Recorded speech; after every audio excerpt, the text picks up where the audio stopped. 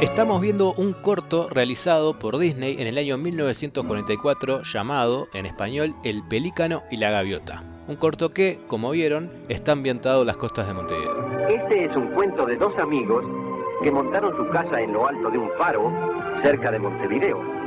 Y sus nombres, por una extraña coincidencia, resultaron ser Monte y Video.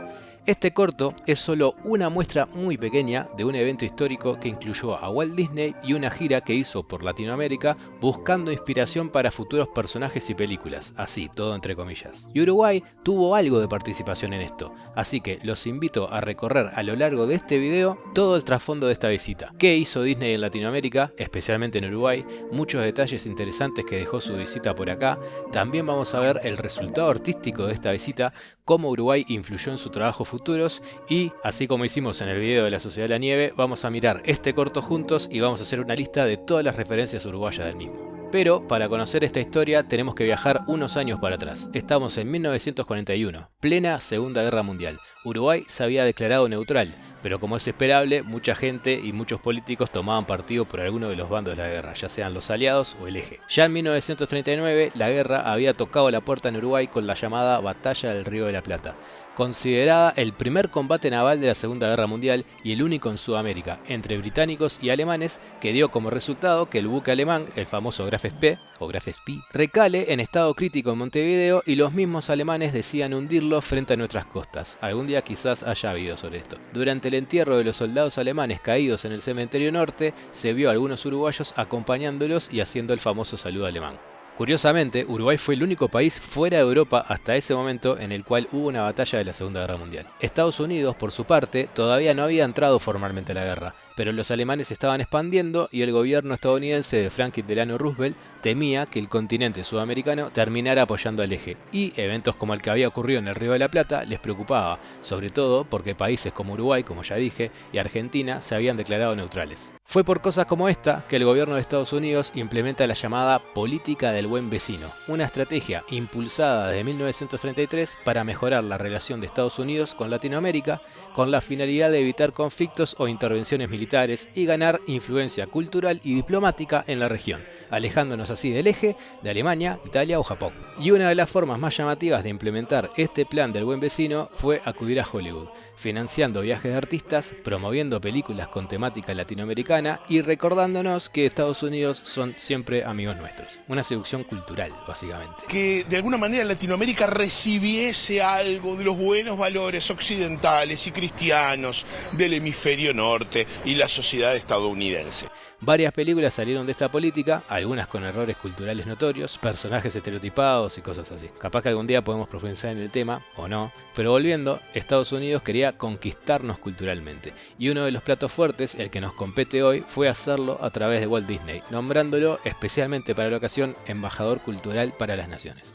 Primero había una relación filial casi. Eleanor Roosevelt y la primera dama y Walt Disney eran parientes lejanos, tenían una cierta relación de cercanía. Walt Disney decide aceptar la misión porque al mismo tiempo esto es una situación ganar-ganar.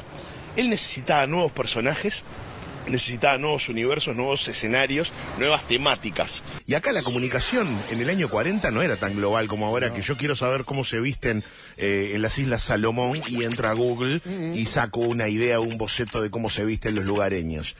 Acá tenía que venir Disney con su equipo de dibujantes, directores de arte, animadores y demás, y tenían que recorrer, aprender, sacar notas, claro. Hacer sketches, dibujos, bocetos, todo. Y en el fondo acá había un interés político de Estados Unidos. Sí, ¿no? claramente. Lo que se buscaba era que los países tomaran postura. Disney, por su parte, durante la guerra, tuvo una participación activa en sus cortos y películas a modo de propaganda. Por ejemplo, un tiempo después a todo esto que vamos a mostrar acá, hizo un corto medio famoso llamado El rostro del Führer, del cual acá les dejo algunas imágenes, que hasta llegó a ganar un Oscar.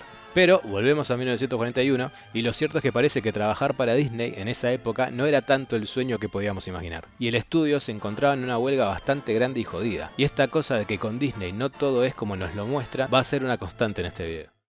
Walt Disney Animation Studios es del 23, o sea que el estudio no tenía ni siquiera 20 años cuando Disney se lanzó gobierno de Estados Unidos mediante, a tratar de buscar nuevas temáticas en Sudamérica. Así es como, con todo este contexto detrás y a pedido de Roosevelt, Disney, como embajador cultural, arma un equipo con varios de sus mejores artistas, o los más cercanos, el grupo, como se le llamó, y se va a hacer una gira por Sudamérica. Un equipo de animadores, dibujantes, diseñadores de arte. Era realmente una élite de profesionales impresionantes del mundo del cine. Improvisando estudios de animación en los hoteles, la gira comenzó en Brasil. Desde Brasil se va a Buenos Aires. Y la investigación allí no era solo cultural. Además de estudiar la música, la danza y la comida, también se estudiaba la fauna y la flora. Y un día, en Buenos Aires, a Disney se le ocurre cruzar el charco. Lo cierto es que Uruguay no formaba parte de la gira de Disney y el grupo por Latinoamérica, pero se decidió a venir aprovechando el estreno de Fantasía, una película de 1940 que por la guerra había tenido un estreno bastante discreto a nivel mundial. Disney llegó el 12 de septiembre de 1941 a Montevideo durante la mañana en el vapor de la Carrera. Las palabras de Disney, que son las primeras que recoge un micrófono en el Río de la Plata. Very pleasant, very thrilled. I mean, I'm just getting started here. Muchas gracias. Acaban de escuchar ustedes, es un honor para el micrófono de nuestra broadcasting haber recogido las palabras de Walt Disney, que es un hombre que evade completamente las declaraciones frente a los micrófonos. La revista Mundo Uruguayo hizo una cobertura grande en esa época. Me destroza el comentario de que los uruguayos hicieron el sacrificio de un gran madrugón para recibir a Disney esa mañana. Se hospedó en el Hotel Nogaro, actual Ministerio de Transporte y Obras Públicas, y vino acompañado de su esposa y varios compañeros de equipo. Entre ellos, Leopold Stokowski, el director de la Orquesta de Fantasía, que tuvo el honor de estrecharle la mano a Mickey en la película. Un crítico uruguayo, Hugo Rocha, que además trabajaba en una aerolínea, fue un poco el encargado de oficiar de mediador, porque sabía inglés, sabía de cine, sabía de viajes. Entonces fue el que estuvo más directamente ligado a Walt Disney. And we had the first impression that he wanted to avoid us. 2 hours later, or 3 hours at 10 o'clock, he called the press conference. Our impression changed radically. Este cine se inauguró por enero de 1941 y ya en septiembre traía la figura ni más ni menos de Walt Disney. Era para nosotros un acontecimiento muy importante. Yo creo que no se le da tanta importancia a este evento en particular. Fantasía es una película muy especial, que si tienen la oportunidad de verla, sobre todo con niños, se la recomiendo ampliamente. Aunque verla solo, en ciertas condiciones es bastante recomendable también. Como dato curioso, mencionar que este corto estrenó el diseño de Mickey que conocemos hasta hoy, con el que dejó de tener los ojos negros grandes para tener ojos más expresivos y con pupilas. Fantasía era pionera por usar un sistema de audio creado especialmente para ella, y el Cine Trocadero, en 18 y Yaguarón, había gastado una fortuna en instalar un sistema de audio que le permitiera proyectar Fantasía con el sonido original. He had accepted to meet with some school children. Porque esto fue una fiesta, mis amigos. Las calles de Montevideo estaban abarrotadas de gente, de escolares, sobre todo lo que llenaron el Cine Trocadero. The children's orchestra played music from Snow White. Then Walt went up on stage, and after one of the children read a poem to him, he was presented with a big bouquet. Iba a ir como una cosa protocolar y cuando vio todos esos chiquilines de túnica y moña, se terminó quedando como a 2 o 3 funciones. It's been a surprise. I didn't know that this was planned at all. And there's so many pretty girls out there in front. Acaba de manifestar Mr. Disney a los escolares del Uruguay que este espectáculo insospechado, inesperado completamente, deja una profunda emoción en su espíritu. Es decir, un montón de escolares de principios de los 40 vieron Fantasía con Walt Disney en este templo del cine. Dice que va a llevar como uno de los recuerdos más gratos de su viaje este momento, que los niños son realmente encantadores, que ha tenido así la alegría enorme que seguramente será muy difícil de superar a través de todo su viaje. Nosotros agradecemos a Disney esta expresión de su espíritu superior y pedimos para los niños 3 hurras por Disney. ¡Hip! ¡Hip! ¡Hip! Obviamente que lo político no se olvidaba y el paseo de Disney por Uruguay tuvo en su agenda una reunión con el presidente de aquellos años, el colorado Alfredo Valdomir, que para fortuna de ellos apoyaba a los aliados y se llevaron muy bien.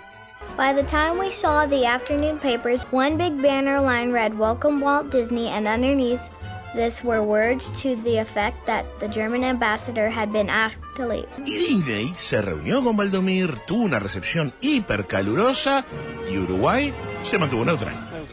Yo creo que Walt Disney no se olvidó más de Uruguay, no solo por las funciones del Trocadero y el recibimiento, sino que llegado al hotel recibió un telegrama que le informa que su padre había muerto. Y así Disney se tomó una onda para irse a Colonia y así regresar a Buenos Aires, no sin antes tener una gran despedida también en esa ciudad.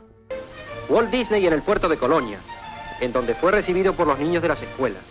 Las clases fueron suspendidas ese día para dar oportunidad a los niños de conocer en persona al creador de sus astros favoritos, el ratón Mickey y el pato Donald. Los primeros colonos del Uruguay fundaron la ciudad de Colonia en el año 1800. Y las últimas imágenes de Disney en el puerto, las imágenes de Disney yéndose en barco, se lo ve a Disney realmente apesadumbrado por la noticia que había recibido. Así concluyó el viaje fugaz de Disney por Uruguay, pero no concluye así este video, todavía quedan muchas cosas por ver. Como dato aparte interesante, comentar que al final Uruguay sí se decantó por los aliados y le declaró la guerra a Alemania el 22 de febrero de 1945, cuando el partido ya estaba casi ganado, la verdad. Por otra parte, cambiando totalmente de tema, pero para cerrar este segmento, el Trocadero siguió funcionando como cine años y años hasta que se convirtió en uno de esos templos de pare de sufrir que estuvieron de moda en la década de los 2000 y ahora es una tienda de ropa gigantesca. Así que la próxima vez que vayan a comprar ropa ahí podrán detenerse a admirar el edificio histórico en el que el mismísimo Disney estrenó una de sus películas más icónicas acompañados de cientos de niños. Y una cosa más, si quieren profundizar sobre la gira de Disney por Latinoamérica, les dejo dos documentales muy interesantes que están disponibles en internet. Al sur de la frontera con Disney, de 1942, un documental que hizo el propio gobierno de Estados Unidos en aquella época. Que muestra y recorridos, viste, también de lo que eran las playas, el puerto de Montevideo y demás. Esta es la costa del Uruguay, en donde el río de la Plata desemboca en el Atlántico. Fue saliendo de este río donde en 1939 el crucero alemán Graf Spee se enfrentó con unidades de la Fuerza Naval Inglesa y más tarde fue hundido por sus tripulantes. Estos pacíficos pescadores no piensan en la guerra, más les preocupa el tamaño del pez que quieren pescar. Nos pareció que esta gente sí sabe gozar de la vida, y esta idea se hizo más patente cuando visitamos las playas de Carrasco, Pocitos, Solís, Punta del Este y muchas más que son verdaderos centros de recreo. Y el segundo, Walt y el grupo, de 2008, que no solo se centra en los artistas, sino que también se centra en las personas locales que participaron de la gira de alguna u otra forma. Y ahora vamos a ver las consecuencias cinematográficas inmediatas que tuvo este viaje. Hay dos películas que Disney hizo recogiendo toda la experiencia sudamericana. Saludos amigos, del año 1942, y Los Tres Caballeros, del año 1943. Both underwritten by the government, that if the films that they made to support this mission didn't make money, they were underwritten and guaranteed by the government. Y lo que recogió Walt Disney de Uruguay, digamos, se trasladó a cosas muy laterales de sus siguientes dos películas. De Uruguay es poco lo que se puede detectar. Muy poco, por eso es mejor bajar las expectativas, pero hay cosas, y vamos a verlas. Las películas son cortas y quizás no son las más destacables del catálogo de Disney, y por eso quizás no son tan conocidas, pero he de admitir que están buenas, se me pasaron bastante rápido cuando las vi. La primera de ellas es Saludos amigos, de 1943, aunque se estrenó antes en Río de Janeiro en agosto del 42. Saludos amigos, a pan bringing to you. El concepto, la verdad, está muy interesante. Se divide en segmentos dedicados a cada escala del viaje y muestra imágenes reales del recorrido, dejando de lado todo lo político, obviamente, y muestra a Disney y al grupo interactuando con las culturas y dibujando todo lo que ven. No está mal, porque mezcla los cortos animados clásicos de Disney con sus personajes y sus gags, y también escenas reales de los lugares y del grupo trabajando. Tiene un aire documental, si se quiere. El primer segmento de la película está dedicado a los hermanos del altiplano, con el lado Titicaca, y el principio me parece maravilloso, desde el diseño de personajes hasta la música que acompaña.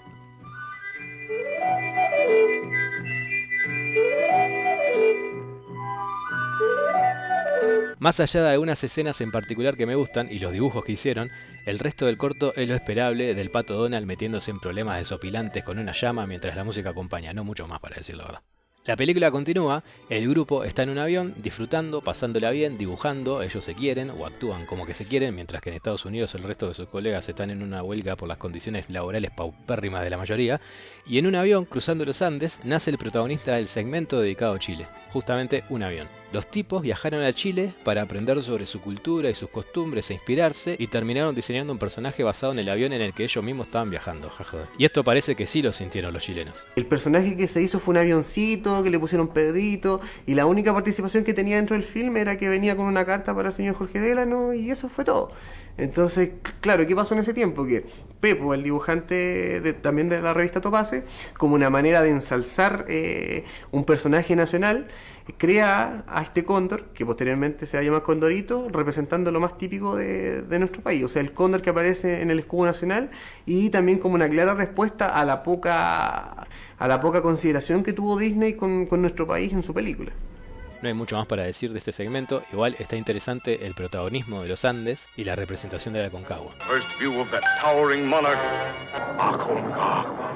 El viaje de la película continúa a Argentina, donde se inspiraron en el gaucho para hacer un corto en el que Goofy, o Tribilín, representando a un cowboy, sale volando, de alguna forma, y cae en la pampa argentina para convertirse en un gaucho, comparando los estereotipos y todo eso. Bombachos for chaps, sombrero. Then there's the saco, the tirador, the chiripá, and the paruela. Botas de espuelas. Did he say bolas? ¡Caramba! ¿Vieron la película Saludos cuando se estrenó acá? Sí. ¿Qué les pareció? Bien, bien. Lindísima. No me gustó la parte argentina. Esa no me gustó. Es nada más que un gaucho que hace un par de gags ahí nada más, ¿no? Guacanudo.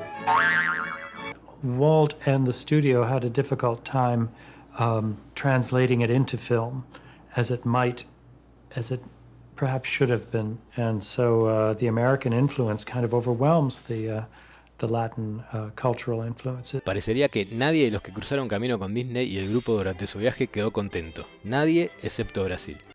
Y la verdad es que el segmento dedicado a Brasil es muy bueno, musicalmente es excelente y visualmente se nota que le pusieron mucho amor, con algunos segmentos más abstractos, típico de algunos de los segmentos de fantasía, y la presentación de un personaje nuevo, que la rompió. ¡Un pato Donald! ¡Un pato Donald! Yo no quiero ser pesado y sé que a muchos quizás no les importa, pero miren esa animación, miren cómo se mueve la mujer, cómo el mismísimo Pato Donald baila samba. Se dan cuenta que eso se hizo dibujando cuadro por cuadro, ni existía la tecnología de hoy.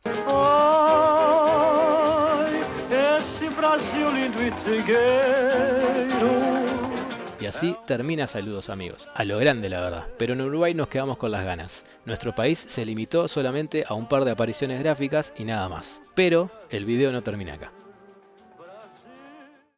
En enero de 1944 sale el corto que nos compete, por el cual empezó la investigación para hacer este video, el famoso corto dedicado a Uruguay. Y como va a ser el plato fuerte de este video, vamos a dejarlo para el final, que seguro que tiene muchos detalles y guiños como para hacer una lista larga y emocionante. De hecho, este corto uruguayo iba a formar parte de la segunda película dedicada a los hermanos latinos, y vamos a saltar un poquito hacia adelante en tiempo, ese mismo año, 1944, en el que los estudios Disney estrenaron la segunda película resultado de este viaje por Latinoamérica, Los Tres Caballeros.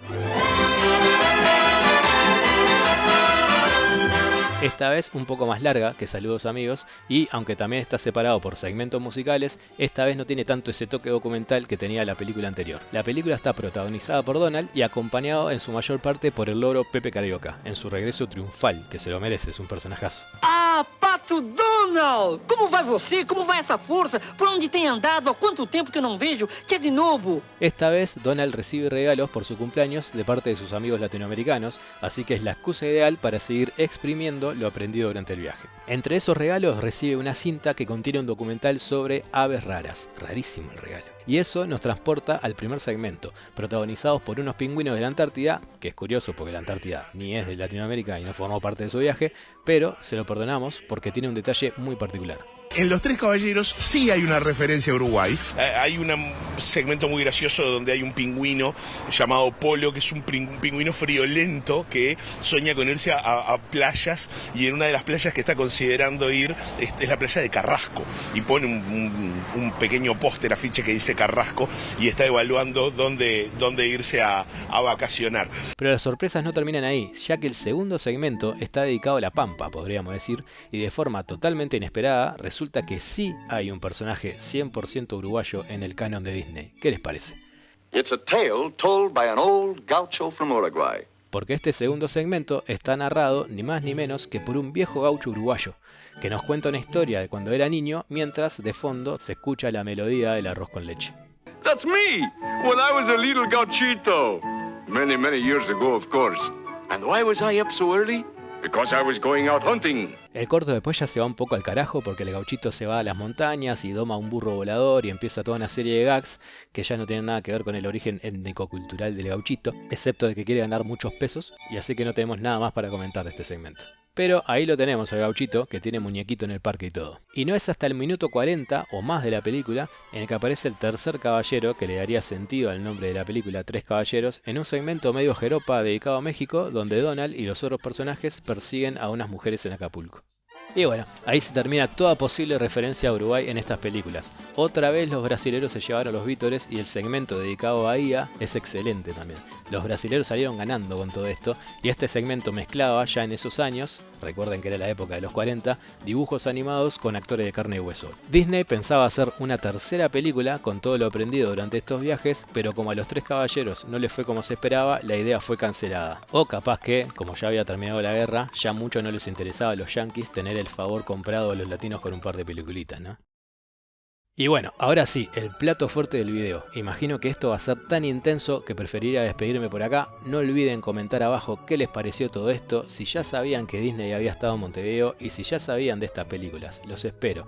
Y si les gustó, estaría buenísimo que dejen su like, se suscriban y si el canal les gusta tanto que lo quieren apoyar, son bienvenidos a hacerse miembros. Empezamos. The Pelican at the Snipe fue un corto dirigido por Hamilton Lusk, que trabajó también en Fantasía, Pinocho, La Cenicienta, 101 Dálmatas, Mary Poppins y otras tantas obras de Disney. Este es un corto que, como no entró en la película que ya vimos, años después la agregaron a la colección de las City Symphonies. El corto está protagonizado por dos aves. Después de Pepe Carioca, Panchito y el Pingüino, seguimos con la temática de los pájaros latinos. ¿Qué habrán elegido para representarnos? ¿Un tero capaz? ¿Un chajá? ¿Un venteveo? ¿Con ese canto tan particular?